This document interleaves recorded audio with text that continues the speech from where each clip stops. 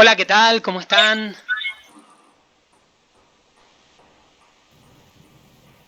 ¿Se escucha del otro lado? ¿Hay sonido? Sí, sí. Y Bueno, un gusto recibirlos. En esta es mi primera clase abierta, al menos, no mi primera clase sin dudas. Van 20 años dando clases y llevamos unos buenos meses desde que estamos acá en pandemia en este formato de clases virtuales, pero tenía ganas hacía rato de construir o de pensar algún formato de lo que ahora comúnmente se llaman webinars o algún tipo de clase abierta y elegí un tema que me parece interesante, pertinente, rápido, un encuentro corto que no nos va a demandar demasiado tiempo, hablar sobre el universo de la redacción y especialmente el desafío de redactar cuando uno no es redactor, cuando uno no se dedica fuertemente a la redacción, que es un poco el objetivo de este encuentro. Les quiero dar la bienvenida a todos y agradecerles por sumarse a esta experiencia y quizás podamos hacer alguna otra más adelante si les resulta interesante. Mi nombre es Nicolás Elevi, seguramente algunos me deben seguir en redes o alguien les pudo haber pasado el contacto. Con alguna gente en algún momento fui profe en algún otro momento, en alguna otra materia. Así que bueno, muchas gracias por estar a todos. Y si les parece, empiezo a desarrollar la idea y por supuesto la estructura es una estructura de clase, así que la idea es hacer algo breve, pero eh, cualquier duda que tengan, vamos tratando de responderlas, ¿ok? sí, Yo calculo que quizás convenga sí, dame un silenciar algunos segundo. mix, al menos durante una parte para no tener tanto ruido. Creo que los silencio ahora en el inicio y en todo caso, si tienen dudas, habilitamos los micrófonos y vamos chequeándolo, ¿ok? Es probable que igual la grabación de la clase luego la comparta en redes para sea la gente que no se pudo conectar o si ustedes por algún motivo quieren volver a verla o tienen dudas, va a quedar el registro. Esto se los aviso por la posibilidad de que, bueno, si queda subida en YouTube, van a quedar sus imágenes, ¿sí? Así que esto se los aviso porque me parece que es lo que también corresponde avisarles. Eh, Ahí está Georgina. Bueno, un gusto, Georgina. Gracias por estar y por haberte sumado. A ver, la idea era simplemente hacer un gran repaso de lo que creo yo son los consejos o tips o sugerencias centrales que una persona tiene que tener a la hora de escribir. Yo soy licenciado en periodismo, mi universo es un universo de escritura permanente y cotidiana, enseño redacción hace muchos años en talleres o cursos extensos, largos, para periodistas, para profesionales, y un poco el desafío es, si tuviéramos que repasar en una hora cuáles son los grandes consejos o sugerencias o tips o pasos que uno tiene que tener en cuenta para asegurarse de que lo que esté escribiendo esté bien, qué deberíamos tener en cuenta, cuáles son esos pasos y cómo secuenciarlo y hacerlo relativamente bien. Y yo lo que hice fue aquí ordenar en un documento que en todo caso después les voy a compartir una especie de punteo central de algunas ideas que deberíamos siempre considerar. Yo voy avanzando y como digo a todos los alumnos en toda clase, ante cualquier duda, pregunte a su médico o me interrumpen y por supuesto lo aclaramos. Pero el proceso de armado de un texto es un proceso que es un desafío, mucho más para la gente que no escribe en forma muy frecuente. Creo que estos pasos son válidos para cualquiera, para un profesional, para alguien que no se dedica a la escritura, exactamente es lo mismo. Y ante todo la pregunta del millón será definir a quién le escribo y en qué registro, que es esto que les marqué acá. ¿Quién es mi público? ¿Quién es mi lector? ¿Y en qué registro me voy a intentar comunicar? Con esto quiero volver al origen de todo hecho comunicativo, toda situación comunicativa. Un texto es algo que construimos para alguien, así que si no tenemos muy en claro quién puede leer este texto que vamos a construir, no vamos a poder ajustarlo específicamente a las necesidades de ese público que está del otro lado. ¿Quién es el lector? Pueden ser compañeros de trabajo, jefes, puede ser público en general.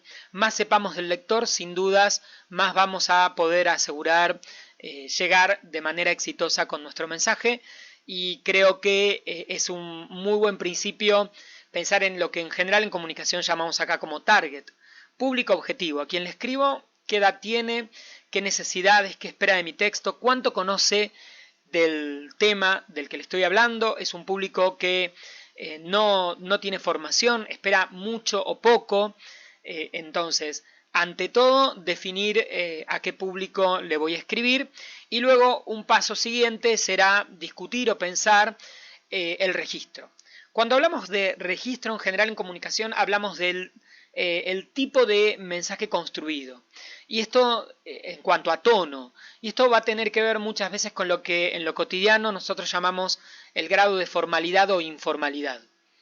Y este es un tema interesante también para pensar, porque en ciertos contextos sin duda se esperan textos mucho más formales que en otros, y no es lo mismo hablar para... también sin dudas tiene que ver con el target y con el público.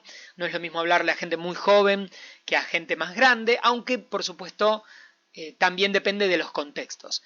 Contextos laborales, contextos académicos, o en la búsqueda de un trabajo, quizás identificar un registro formal, poder construir este registro con cierto grado de formalidad, será sin dudas muy importante. Yo diría que estas son las dos primeras grandes ideas. Saber a quién le escribo, y del otro lado esa persona cómo espera que yo me comunique, en qué registro, en qué grado de formalidad o de informalidad. Por supuesto, más conozca al público, más conozca al receptor, más sepa de quién está del otro lado, yo más voy a poder ajustar el mensaje. También puedo saber su origen, si tiene una comunicación neutra, si espera tener una forma de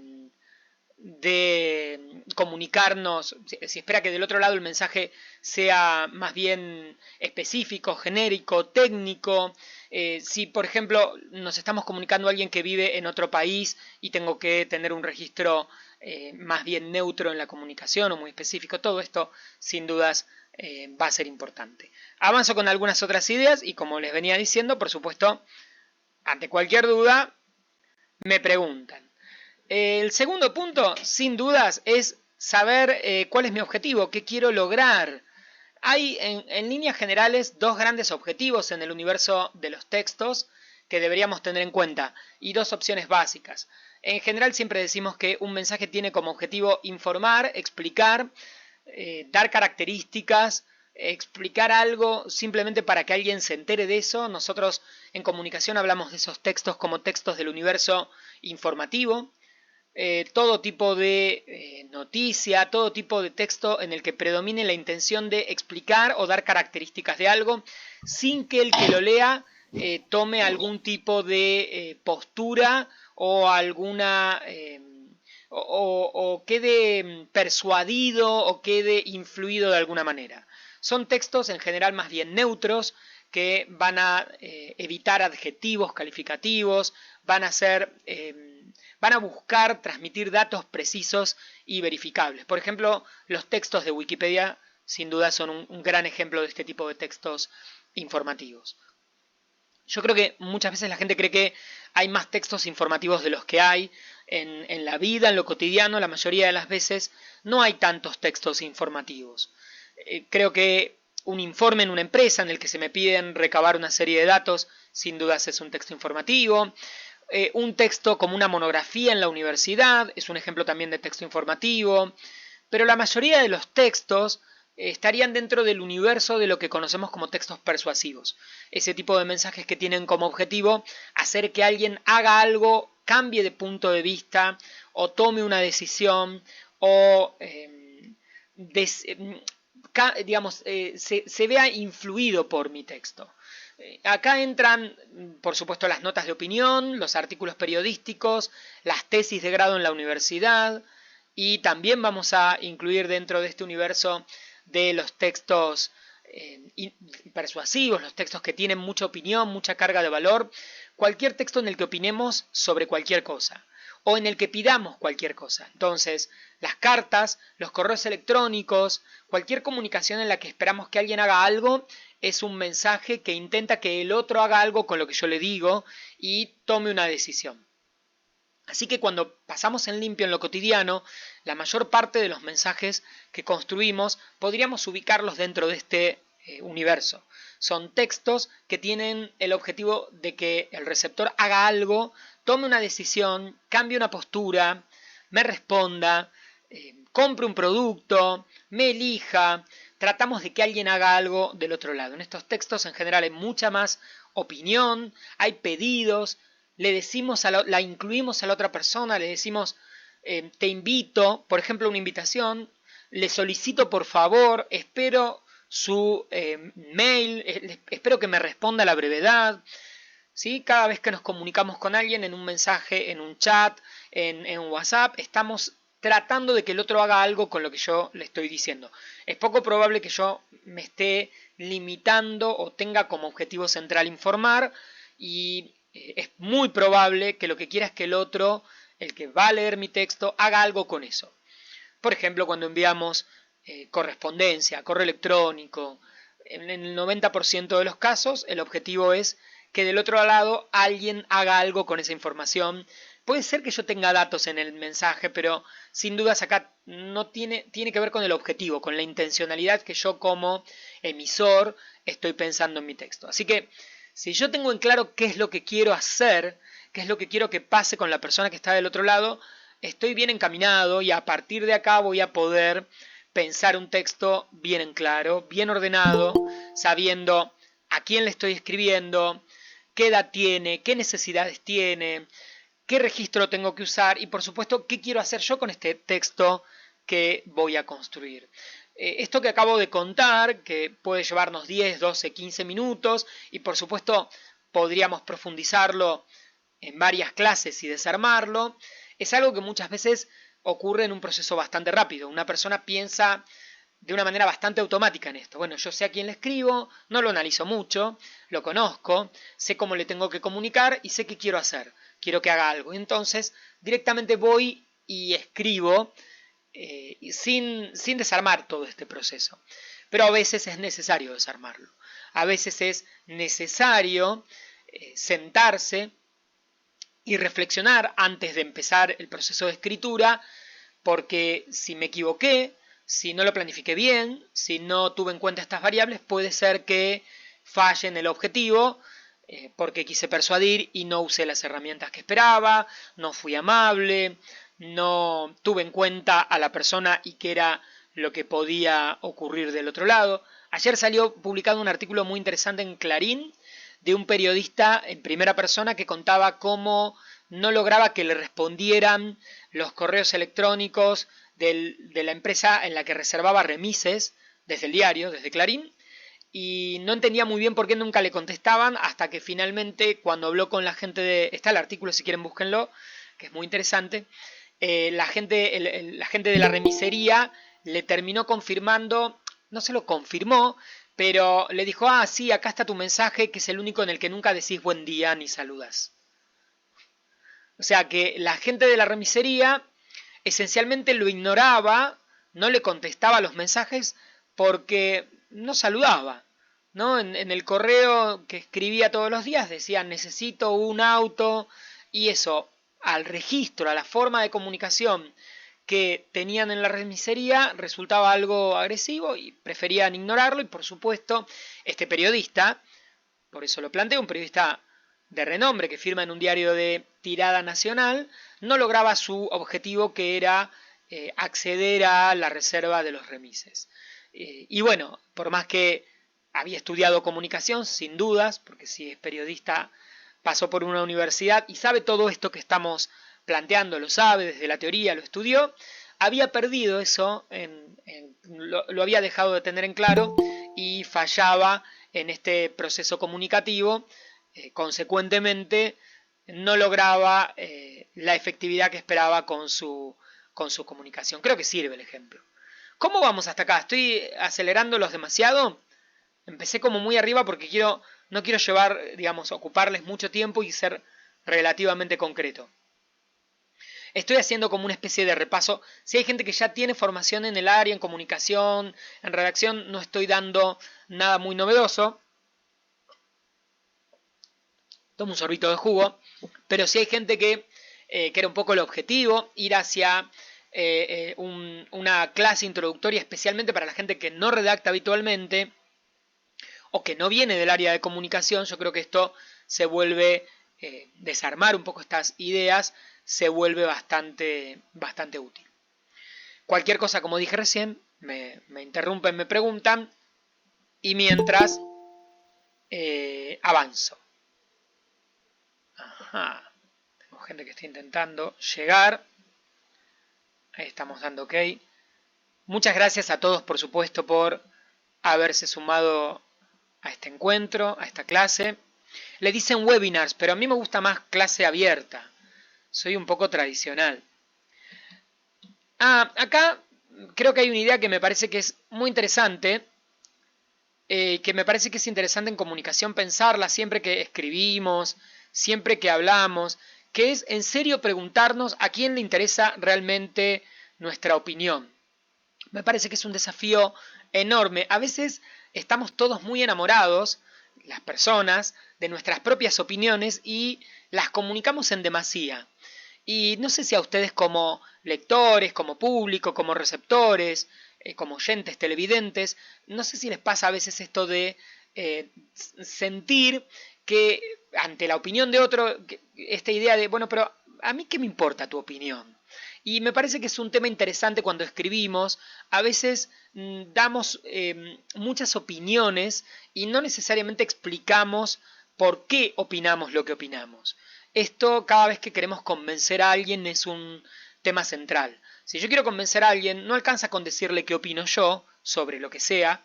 Si yo quiero convencer a alguien de por qué me tiene que ofrecer un servicio, alcanzarme algo, ayudarme de alguna manera, voy a tener que pensar bastante más que en esto de yo creo que vos deberías o para mí esto es así. Hay que tratar de explicar por qué, en todo caso, yo creo que lo que debería ocurrir es tal o cual cosa. Es muy común que opinemos demasiado y que creamos que nuestra opinión es muy sagrada y muy importante. Los que trabajamos en comunicación todo el tiempo, esto suele ocurrir, ¿no? Notamos esto de la opinión no sostenida o no fundamentada. Y esto sobre todo cuando tratamos de que alguien haga algo y tratamos de lograr a través del texto que del otro lado alguien, bueno, esto que decía, ¿no? Nos reserve un remis, nos envíe, nos conteste un mensaje, nos dé una mano, considere tal o cual pedido que podamos hacerle. Entonces, siempre tratemos de, además de decir qué queremos, pensar por qué lo queremos y que ese por qué sea lo suficientemente atractivo para el que está del otro lado. O sea, no es solamente le pido por favor que me envíe o quizás ayude en un correo, por ejemplo, no solo decir necesito que me envíe las expensas, sino por qué necesito. Necesito que me envíe las expensas a la brevedad, al consorcio, porque de esta manera voy a poder pagar en término o porque no tengo forma de acceder al material o porque estoy con problemas de tiempo. Esa justificación facilita que del otro lado ese pedido se considere valioso, se le dé valor. Muchas veces no dimensionamos o no notamos que podemos explicar esos por qué. Por supuesto, tendrá que ver mucho con el contexto, ¿no? Hasta dónde vamos, cuán profundos, ¿sí? Pero siempre pensemos que hay una diferencia entre dar mi opinión sobre algo y poder sostener o justificar mi opinión. Y si lo podemos hacer, muchas veces va a enriquecer nuestro planteo o nuestra idea.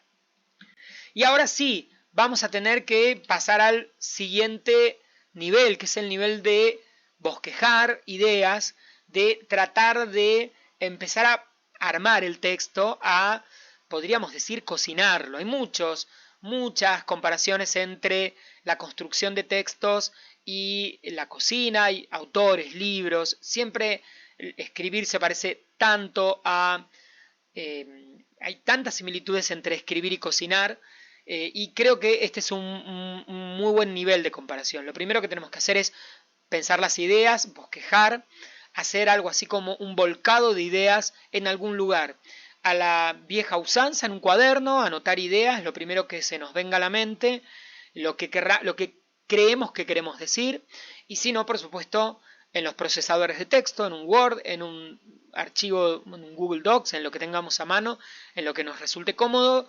Y el mejor consejo, el que yo les daría, es vuelquen las ideas simplemente en forma caótica, desordenada, no esperando nada más que tratar de que aparezcan todas estas ideas, lo que yo creo que quiero que el otro sepa, tratando de encontrar la información, los datos. O sea, lo primero que hay que hacer es volcar esas ideas para después empezar a ordenar, jerarquizar, seleccionar, profundizar, y seguiremos con el paso siguiente. Pero si yo tengo que dar una sugerencia completamente práctica en cuanto a la redacción, es trabajar con esta idea de previo, ¿sí? Un previo, un bosquejo, un borrador, usen el término que quieran, y cuanto más es compleja la escritura, o cuanto a uno más le resulta compleja, mucho mejor es esto de volcar todas las ideas y luego empezar con tranquilidad a ordenar y a pulir y a corregir. Yo tengo una frase que suelo repetir, que quien mejor escribe es quien mejor corrige. La escritura es un proceso en el que lo más importante es corregirse y autocorregirse y acomodar el texto de a poco. Y me parece, insisto, en que una muy buena idea es primero acercarse a un borrador y luego ir avanzando. Hay mucha gente que en general escribe directamente, no sé si alguno de ustedes hace eso, redacta todo su texto y luego cuando pone el punto va y corrige. Hay gente que directamente escribe todo un texto y no lo corrige también, ¿no? Redacta todo el texto, termina de escribir y pone enviar y envía. Me parece que discutir o discutir el texto, pensar el texto y reflexionarlo es un gran paso. Para hacer esto, sin dudas, hay que tener toda esa información ahí anotada, ahí escrita, ahí volcada, para luego tratar de ordenarlo, jerarquizarlo y estructurarlo. Y ahora vamos a esos pasos. Pero si les tengo que dar un consejo es bosquejen, trabajen con previo, trabajen con borradores. Por supuesto, hoy es súper cómodo con la computadora, pero vuelco ahí mis ideas y luego empiezo a trabajar. Para mí es el más efectivo y aparte nos permite encontrar nuestra forma de escribir, nuestra manera de ordenar. Ahora voy a eso. ¿Vamos bien? ¿Los estoy aburriendo mucho? Espero que no. Estoy tratando de ir a pasos puntuales, ¿no? De hacer como una especie de paso a paso, step by step, dicen en inglés. Una vez que tengo algunas ideas volcadas, lo que deberíamos tratar es de pensar cuál orden vamos a darle a nuestro texto. Esto tiene que ver con algo que, sin dudas, todo el mundo vio en la escuela cuando ve coherencia y cohesión, y habla ahí de el orden de los textos. Los textos tienen que tener algún tipo de orden, y hay muchos órdenes posibles. Acá les anoté 3. Lo que conocemos como estructura tripartita, que es una estructura súper común, la de introducción, cuerpo, cierre, o introducción, nudo, desenlace. Primero presento un tema, luego lo desarrollo y luego hago un resumen. Es una estructura muy común, muy cómoda, se puede usar incluso para textos muy cortitos. En el primer párrafo digo de qué voy a hablar, luego hago el desarrollo y en el último párrafo hago una especie de resumen que en general utiliza lo que nosotros conocemos como conectores de cierre o conectores de resumen. ¿Se acuerdan de estos conectores como para concluir, a modo de cierre, en definitiva? Esto puede usarse en cualquier tipo de texto. Si tiene 3, 4 párrafos, tranquilamente, ¿no? En el primer párrafo digo de qué voy a hablar, luego profundizo las ideas y para el último párrafo, en definitiva, para concluir, para finalizar, le solicito tal o cual cosa, o en definitiva, las ventas de la empresa cayeron. Hice una estructura tripartita clásica de 3 partes de introducción, cuerpo y cierre, y en el cierre hago un resumen o llego a alguna conclusión o cierro la idea. ¿Vamos bien? Es una estructura súper común. Es la estructura que muchas veces se utiliza para la redacción de informes, de documentos en empresas, de trabajos académicos en la universidad, trabajos prácticos en la escuela. Es clásica, es buena, es efectiva, es sencilla, vale la pena conocerla y es la más fácil, la más reconocible en casi cualquier formato de redacción. Es muy ordenada, lo que le permite a la persona cuando lee un texto con esta estructura es que lo más importante se vuelve a decir sobre el final, así que refresca lo central.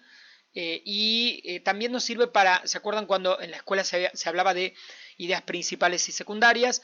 Retomar lo que es central, ¿no? Porque yo en ese cierre es probable que vuelva sobre lo que a mí me parece central en mi texto, que será un poco la discusión de... a la hora, yo volqué todas las ideas, ¿no? Y redacté ideas sueltas y luego voy a empezar a definir, bueno, de todo esto que es más importante, qué va a ir en el texto, qué no, y en qué orden posible las voy a presentar. Así que un gran consejo para no meternos en problemas cuando escribimos es ir por esta estructura de 3 partes, de introducción, cuerpo, cierre. Pero hay otras, que se las voy a mostrar, yo anoté algunas acá, por supuesto hay muchas más, algunas son muy específicas. Los periodistas, por ejemplo, utilizamos la estructura de pirámide invertida, que es la de la redacción de noticias, muy específica, que es muy poco probable que el común de las personas la usen. Otra estructura que podemos encontrar es la de problema-solución o causa-consecuencia. Esta es una estructura bastante habitual. Yo presento un problema y para eso tengo la solución, o explico qué ocurrió y cómo se solucionó, o explico qué pasó en una primera instancia y qué pasó luego. En general es una estructura que, si uno se fija, tiene 2 partes. La primera parte es la del problema, la del hecho causante o lo que va a causar, y luego la solución, en el que planteo finalmente cómo se resolvió. ¿Sí? Sirve mucho para explicar algo, para explicar procesos, hechos. O sea, yo es probable que tenga una situación complicada o una situación problemática y luego la solución posible o la solución que propongo. Se utiliza también muchísimo este tipo de estructura en formatos empresarios, ¿sí? ¿Me están viendo a mí o están viendo la presentación ahora? Me perdí un poco. ¿Ven la presentación? Sí, ¿no?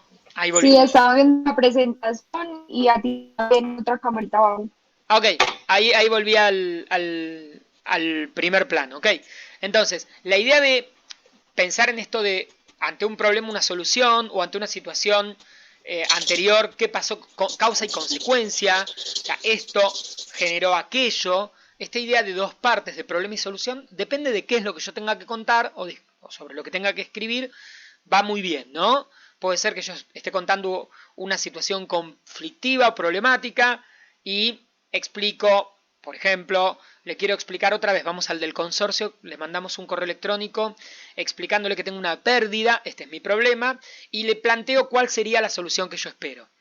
Por ejemplo, que le pido a la brevedad que me envíe a alguien para tratar de resolver esta situación. Yo ahí planteé el problema y la solución que propongo. Por ejemplo, o ocurrió tal hecho y a partir de este hecho se desencadenaron otros hechos, causa y consecuencia, ¿sí? Hubo un corte de luz, como consecuencia del corte de luz, lo que pasó posteriormente es esto que voy a contar. O sea que ahí ya tengo una estructura que muchas veces, si uno se fija, es una estructura cronológica de tiempo, de orden temporal, que es la más común y la que usamos cuando contamos algo que se desarrolla a lo largo de cierto tiempo. Por ejemplo, qué hice durante el día, las actividades, bueno, un formato en el que yo tengo que contar algo que ya hice. Ese orden, que también es muy común, lo conocemos como orden cronológico.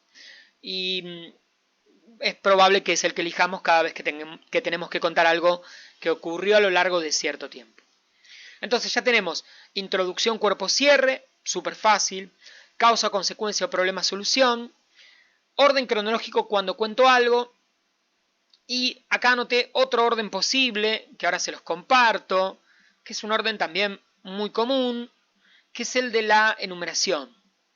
En general usamos el criterio de ordenar enumerando cuando nada es mucho más importante que otra cosa. Y entonces simplemente damos la información con conectores de orden. Por ejemplo, en primer lugar, en segundo lugar, en tercer lugar. Es muy común que yo tenga que escribir sobre algo y nada en especial sea más importante que ninguna idea de las que presente es más importante que la otra. Entonces, simplemente las enumero con conectores de este tipo. En primer lugar, luego, en segundo lugar, en tercer lugar, en cuarto, ¿sí? O conectores como a continuación, posteriormente. También podemos usar, siempre los conectores nos ayudan muchísimo para que un texto quede fluido y ordenado, y hay que tratar de usarlos. Hay cantidad de listados en internet sobre conectores, los conectores de oposición, por el contrario, sin embargo, en otro orden de cosas, los que agregan, igualmente, además, también, del mismo modo. Hay cantidad para finalizar, ¿no? Todos los de cierre, para finalizar, en definitiva, modo de cierre, como conclusión, en resumen. Para empezar, en primer lugar, ante todo, principalmente los que remarcan, centralmente, principalmente, hay miles. Algunos están más buenos, más interesantes, pero siempre ordenan el texto, y cuando los usamos ayudamos a que la persona que está del otro lado escriba, lea más fácil y más rápido, que es lo que siempre buscamos. Más rápido, más corto, más breve, más claro, mucho mejor. ¿Vamos bien? ¿Se va siguiendo?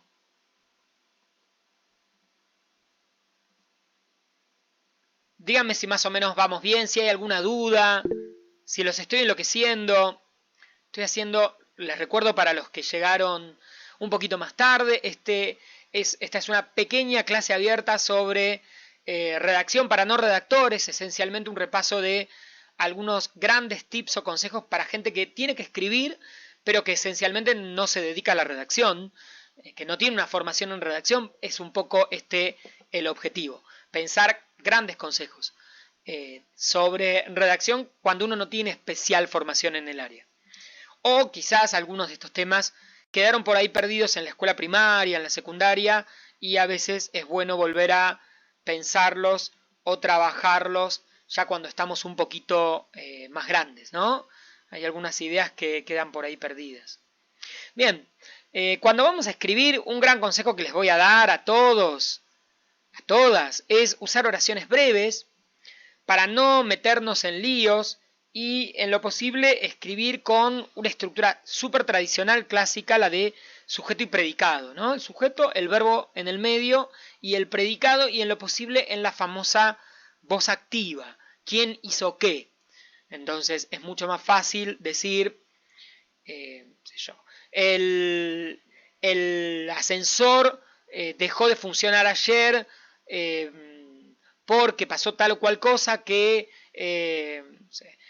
alguna estructura. ¿Vieron cuando aparece esto del complemento agente, que yo ordeno todo al final y digo, el ascensor fue roto, esas estructuras verbales, fue roto por tal o cual persona? Si podemos escribir en forma directa, activa y sencilla, y en oraciones cortas, mucho mejor. Uno de los grandes consejos que siempre le planteo a todos los chicos y a los estudiantes y en las capacitaciones es que una oración tiene en lo posible un sujeto, un verbo y un predicado, y que si se vuelve muy extensa es probable que estemos en una zona conflictiva y en un problema. Suele ocurrir que hay gente que tiene tendencias a escribir algo así como mi casa es muy grande porque tiene una ventana que es muy amplia por la que yo puedo ver la calle por donde pasan muchos autos. Bueno, acá tenemos un lío bárbaro. Si esta oración estuviera escrita y empezamos a prestarle atención, vamos a encontrar que es una única oración, no hay punto, y en el medio hay muchos sujetos y muchos verbos haciendo cosas. Mi casa es muy amplia porque tiene una ventana que da a una calle por la que pasan, o sea, tengo el verbo dar, tengo el pasar los autos, o sea, tengo es por la casa, y tengo ventana, tengo calle, esto es un caos. Y es uno de los problemas habituales en la escritura, lo que nosotros llamamos el uso exagerado de subordinadas, que se los anoté por acá abajo. Las subordinadas son en general oraciones que están dentro de una oración y ahora se los muestro.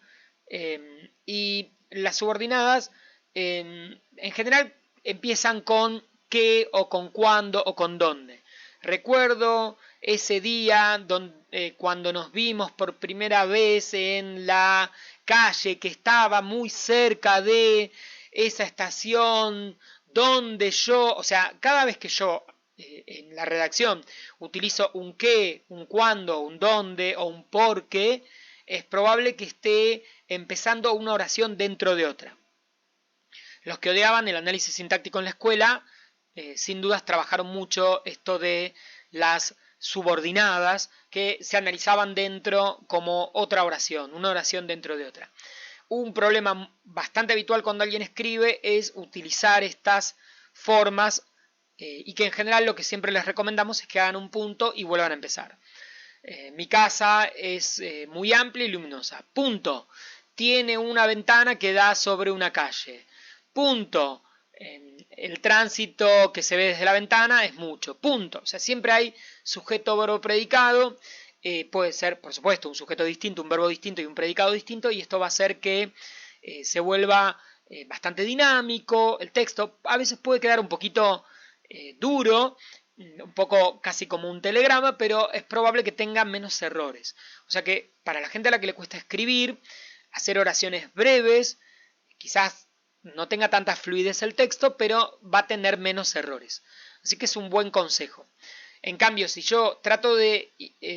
no termino más las oraciones, hago oraciones muy muy largas, es probable que se haga mucho lío dentro del texto porque haya varios verbos, varios sustantivos y no nos quede muy en claro qué sustantivo corresponde a qué verbo.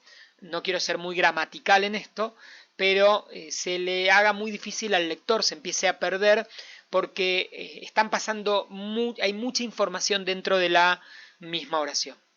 Así que ante todo un gran consejo es tratemos de hacer oraciones breves en las que siempre haya un sujeto, un verbo y un predicado por cada oración y no mucho más.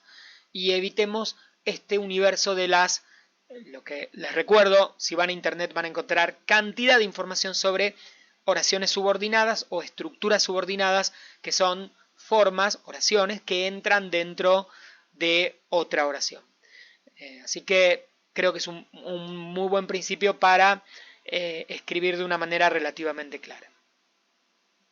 Bien, avanzo con este paso a paso. Y acá justamente un gran consejo, avancen, siempre avancen, no se traben. Hay gente que cuando escribe se empieza a trabar porque siente que le falta alguna palabra, que no encuentra cómo contar algo. Y acá les voy a dar mi tip, el que yo creo que es más efectivo, es siempre escriban y dense indicaciones en el propio texto. ¿Qué significa esto? A medida que van redactando, si tienen dudas con respecto a alguna palabra, por ejemplo, están escribiendo una palabra que ya creen que la escribieron muchas veces, es una palabra repetida, o puede ocurrir que, y esto es algo bastante común, yo esté buscando una palabra y no me venga a la mente, me venga otra que no, yo me doy cuenta en el momento que no es exactamente igual, o que no es la correcta, o que esta ya la usé. Lo peor que puede pasar cuando están redactando es que se frenen y se traben, corten la fluidez de la idea para empezar a buscar la palabra. Entonces, el consejo que les voy a dar acá es: anótense en el propio texto qué problemas tienen con qué palabras para luego, en el proceso de corrección, hacer el reemplazo que corresponda.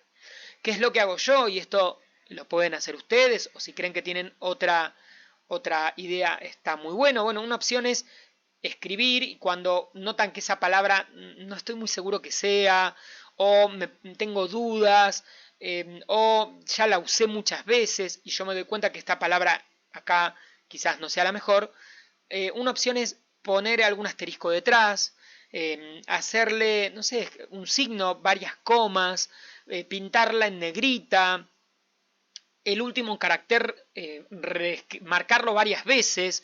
Entonces, cuando yo vuelva a leer el texto, me voy a encontrar con que me dejé mensajes. Me fui dejando mensajes a mí mismo en el texto. Hay una serie de palabras que tienen algún código que yo voy a entender y que me está diciendo: mirá, acá hay algo. Yo por algo marqué esta palabra.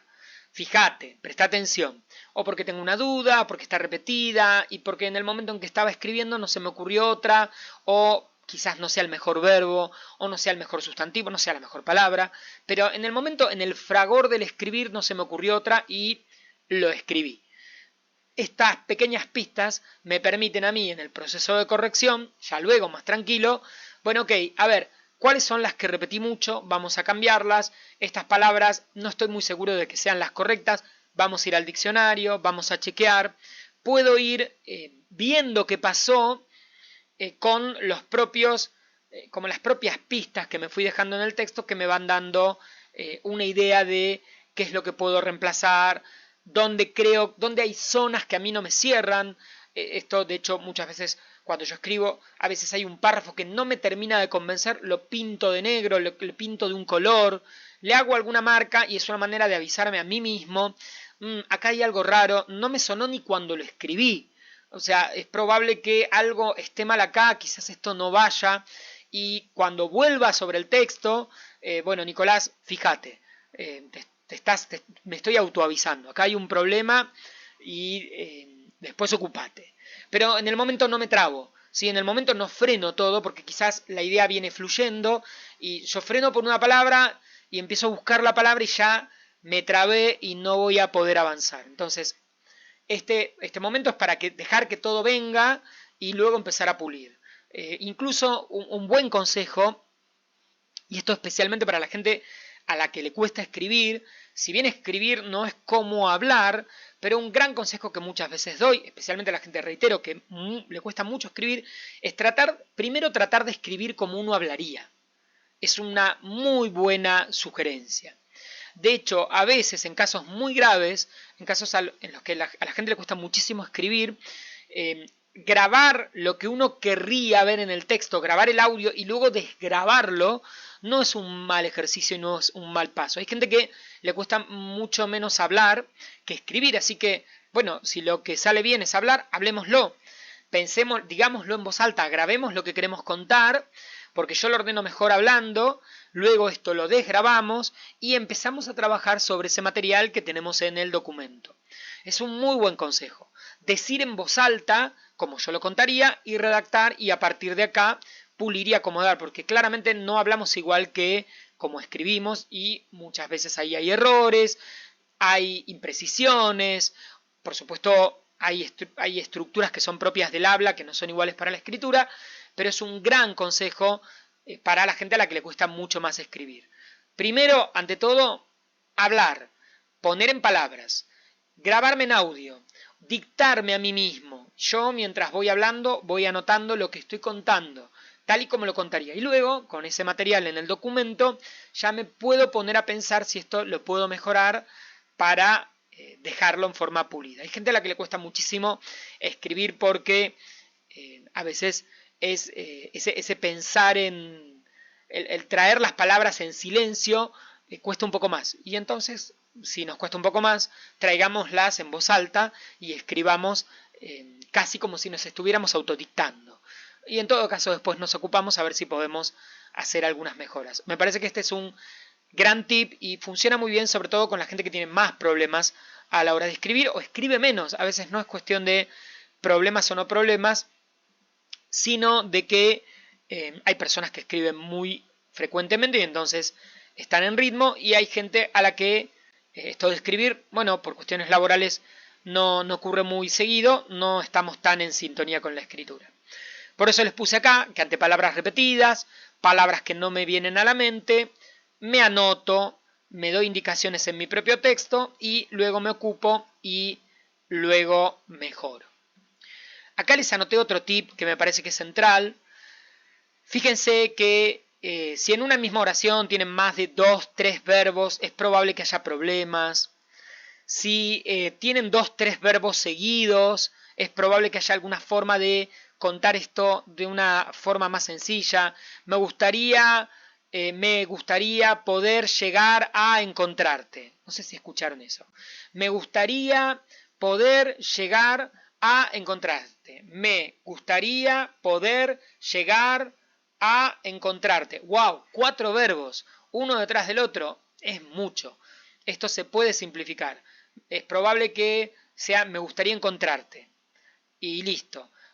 Poder llegar a... Epa, ¿qué significa? Y de hecho, casi siempre que usen el verbo poder delante de otra palabra, otro verbo en infinitivo sobra. Me gustaría poder nadar. Me gustaría nadar. Me gustaría poder tomarme vacaciones. Me gustaría tomarme vacaciones. Sí, significa que se sobreentiende que lo que te gustaría es poder hacerlo. Pero bueno, si en algún momento ven que quedan 3, 4 verbos juntos en una oración o cuando están escribiendo, este es un tip muy evidente de que es probable que haya algo muy largo, innecesario, y que lo podamos resolver, achicar, reemplazar. Veamos si podemos saltarlo por arriba y salir del problema. Es algo bastante común. Otro de los grandes consejos que todos los profesores de redacción damos y forman parte de lo que habitualmente conocemos como palabras prohibidas es esta lista, ¿no? Que quizás alguno de ustedes escuchó. Está muy de moda, ahora se usa bastante, pero siempre los profesores de redacción recomendamos no usar. No usar el mismo, la misma, el cual, la cual, los cuales y estas estructuras. En vez de esperé el colectivo, el cual tardó demasiado, esperé el colectivo que tardó demasiado. Es mucho más fluido. La casa era hermosa. La misma tenía 2 ventanas. Ese la misma se puede ir y va a quedar la casa era hermosa, tenía 2 ventanas. Cada vez que escribimos la misma o el mismo, muchas veces la gente cree que le da formalidad al texto y la verdad sobra, o podríamos reemplazarlo con un sinónimo o con otra palabra o nada, ¿sí? Un sujeto tácito, ¿se acuerdan, no? La casa tiene...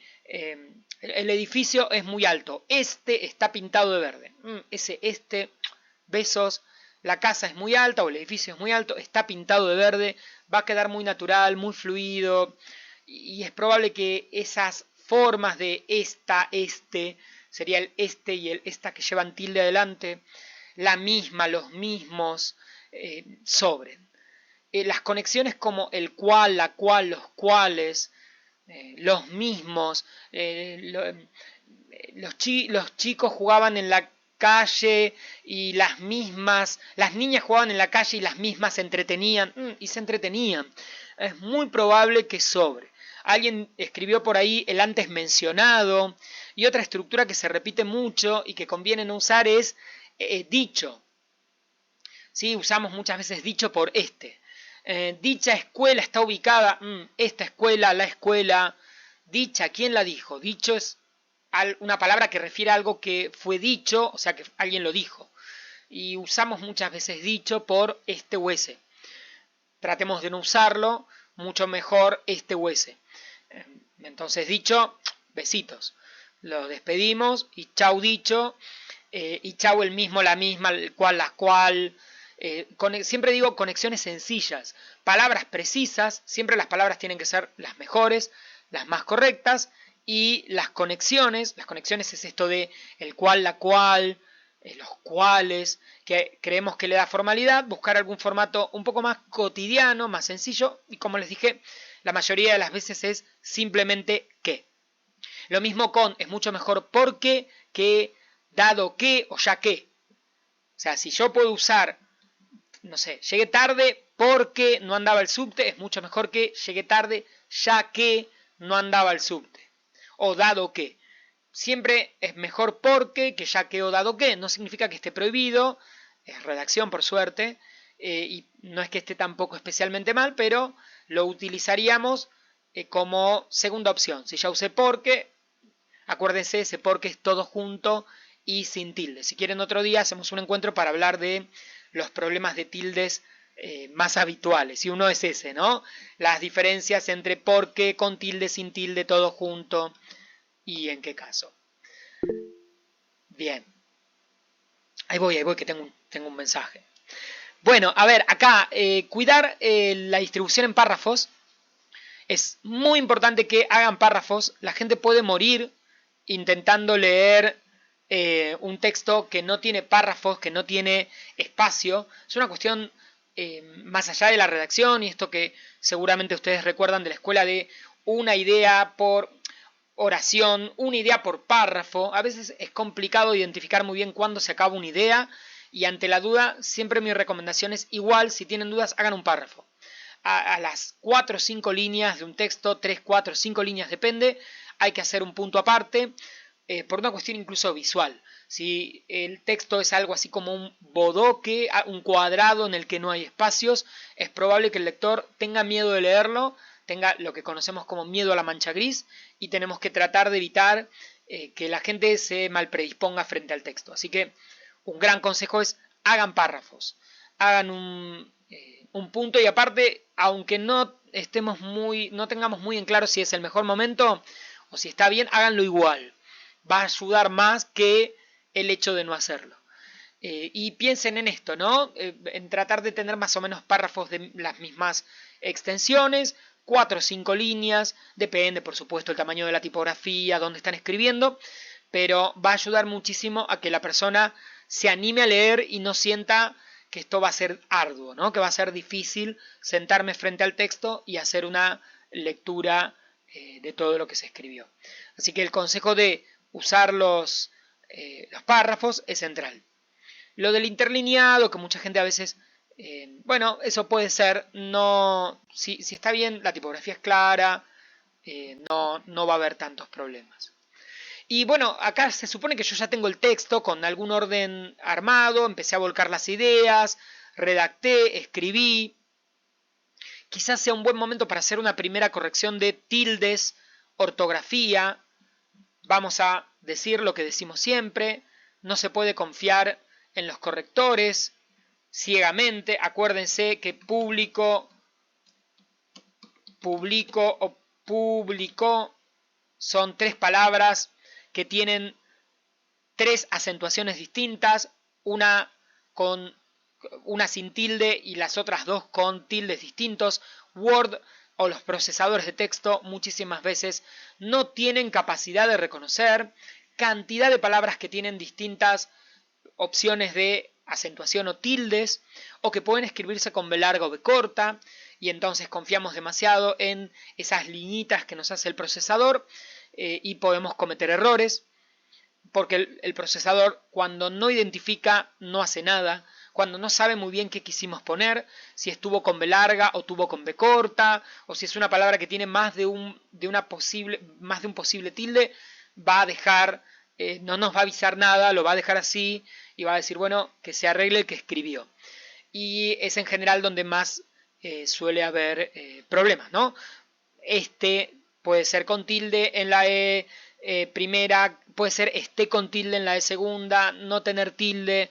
Es probable que el Word o el procesador no haga nada.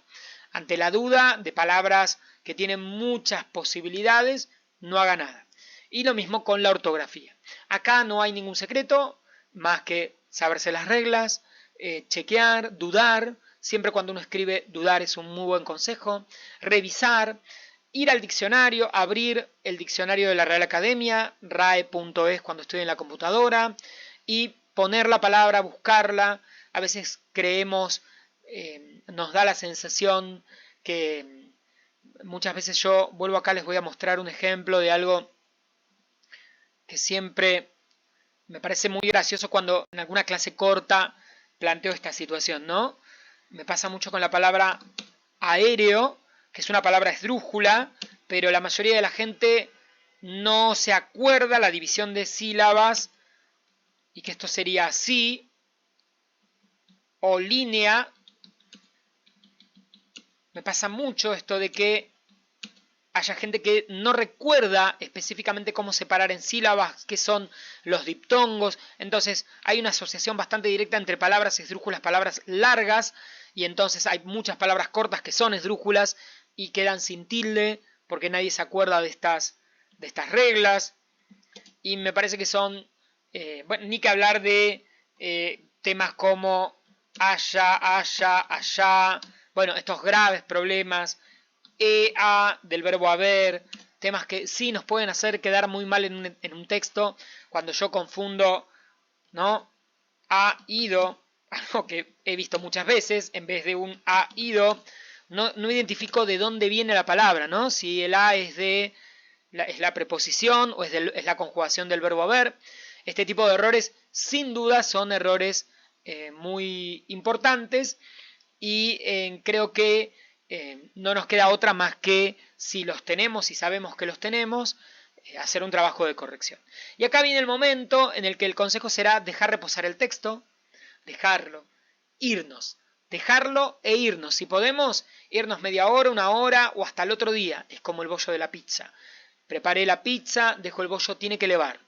Me tengo que distanciar emocionalmente de eso que hice y es probable que cuando vuelva a leer, aunque haya pasado media hora, una hora y mucho más si lo dejé de un día para el otro el texto, si pude, si fue hiper importante, ¿no? Un trabajo, algo que yo puedo, ¿no? A veces no, estoy escribiendo algo y tengo que enviarlo. Pero a veces ocurre que yo estoy escribiendo algo con otros tiempos y si fuera así lo puedo dejar de un día para el otro, cuando vuelva y lo lea voy a decir, yo escribí esto. Qué horrible que suena esto. No, acá ahora que lo leo a la distancia, emocional, temporal, se me ocurren ideas que no se me ocurrieron y voy a poder volver y corregir y pulir. Si no podemos dejarlo tanto tiempo, es muy bueno esto de cortar, ir a tomar un café, hacer otra cosa y luego volver. Y cuando haga esa nueva lectura, es probable que descubra, vea, reconozca algo que yo hasta ese momento no había notado, sea un error, sea una duda, una repetición. Pude haber leído 2, 3, 4 veces el texto y hay elementos que es probable que no perciba, no note y que vuelva recién a ver tras este tiempo de lejanía, de distancia. Es emocional, fuertemente emocional. Es como cuando dejamos de ver a alguien durante cierto tiempo y la volvemos a ver y decimos, pero mirá, yo no me había dado cuenta que esa persona tenía todo esto. Bueno, algo así pasa con los textos. Y creo que es un gran consejo y en general los mejores periodistas, otra vez escritores, redactores, vamos con la gente que escribe en forma profesional, aplica todas estas técnicas y son más o menos así. ¿Sí? Un texto breve, un periodista, siempre cuento lo mismo, si acá en la sala hay profesionales del área, alguien que entró un poco a ver por dónde iba esto, siempre quienes escriben, un periodista, un relacionistas públicos que hay por acá, gente del área de la comunicación, lo que suelen tardar mucho en, primero se vuelcan las ideas, se hacen estos pasos, se acomoda, se reorganiza el texto, se lo trabaja, se lo escribe, se buscan los sinónimos, los cambios, se lo deja un rato. Y luego volvemos y quizás un texto bien escrito, de una carilla, 6.000 caracteres, 10.000 caracteres, para un periodista es una jornada entera de redacción. Estamos hablando de un profesional, pero igual lleva mucho tiempo la escritura y encontrar la idea que quise decir y la palabra y los conectores y los reemplazos y los sinónimos y que se entienda. Además de todo esto, podemos preguntarle a alguien, bueno, consejos bien prácticos. Leamos el texto en voz alta. Siempre que terminamos de escribir, leamos en voz alta. Nos vamos a dar cuenta si, por lo pronto, si las oraciones son extensas, vamos a quedarnos sin aire en la lectura. Y esto está marcando que es muy largo. O sea, si yo mismo no lo puedo leer o yo mismo no lo entiendo, que soy el que lo escribí, ¿por qué tengo que esperar que lo entienda otra persona? Entonces, leamos el texto en voz alta. Si estamos con gente alrededor, siempre digo, magullemos el texto, mastiquémoslo, como una lectura medio entre labios, como para que nos resuene. Si estoy en mi casa o no hay nadie, la verdad, léanlo en voz alta. Va a ayudar muchísimo a darnos cuenta que está bien y que está mal, si llego, si las ideas son claras. También podemos dar